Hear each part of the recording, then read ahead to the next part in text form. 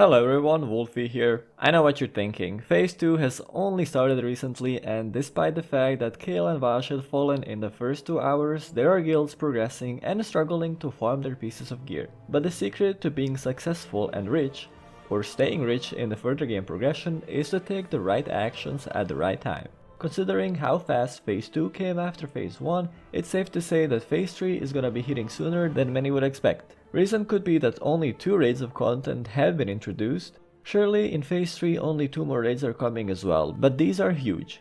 So let's go over what could be nice and possible investments for Phase 3.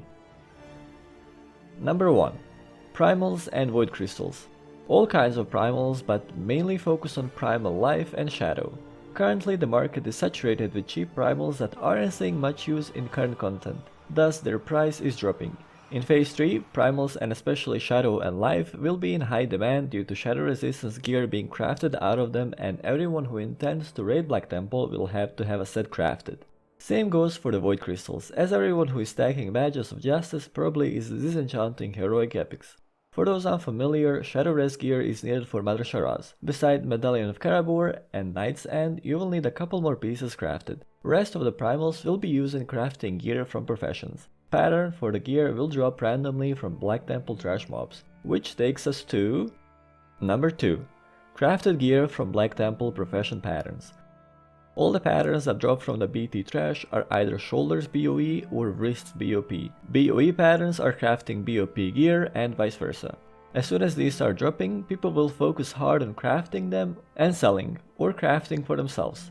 Thing is, there are tons of different materials needed, which are now currently overfarmed.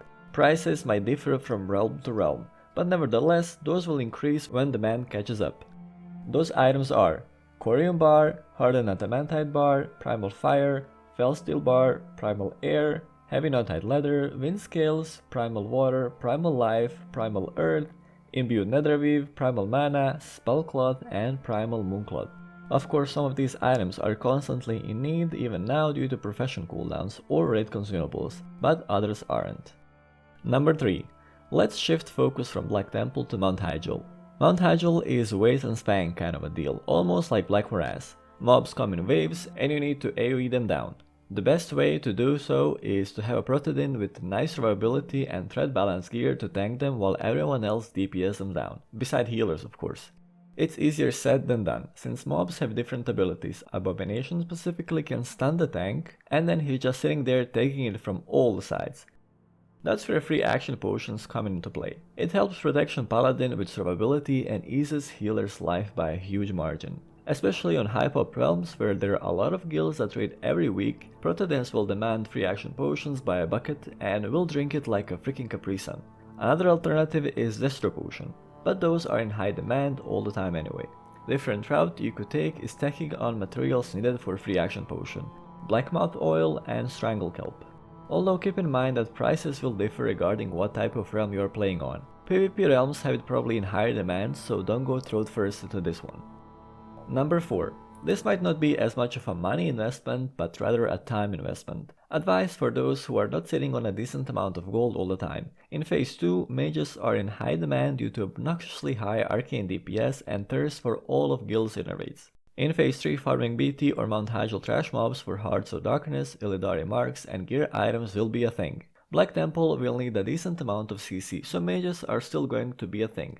But Mount Hyjal however requires any kind of DPS and a Protodin, so invest your time in leveling up one and gearing it up so when the time comes you will be able to get a spot in clearings. If you have the willpower and time but don't know much about Protodins, you can check out my video on how to successfully start as one. It's important to note that all of these will be in demand throughout the Phase 3, so selling everything right at the start is not the only option. You can hold on to it and feed the market as time goes on.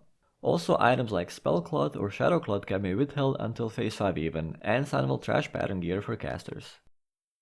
And that's what I have to advise you on for now. Enjoy Phase 2 for the duration of it, as it may not be that long. As usual, stay safe and have fun playing the game. I'll see you in the next video. Bye bye!